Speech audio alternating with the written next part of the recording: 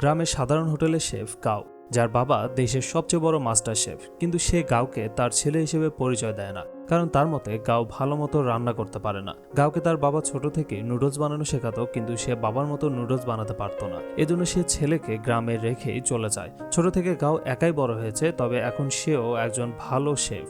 গাও একটা কুকিং কম্পিটিশনে অংশ নেয়, যেখানে সে অনেক বড় শেফদের হারিয়ে ফাইনালে পৌঁছায়। আর এবার ফাইনালে তার বাবার সাথে কম্পিটিশন করতে হবে। কম্পিটিশন শুরু হয়, মাস্টার শেফ রান্না শুরু করে, কিন্তু গাও তাকে দেখে একদম চুপ হয়ে যায়। তার ছোটবেলার স্মৃতিগুলো মনে পড়তে থাকে। তার বাবা তাকে ছেড়ে যাওয়ার পর তাকে অনেক কষ্ট সহ্য করতে হয়েছে। তখনই মাস্টার শেফ তার মুখে পানি মেরে বলে, তোমার রান্না শুরু করো। গাও রান্না শুরু করে, আর এদিকে তার বাবা মাস্টার শেফ নিজের ডিশ রেডি করে ফেলেছে। সে এমন একটা সুইট ডিশ বানায় যেটা দেখে মনে হয় আগুনের লাভার ভেতর থেকে ফুল ফুটছে।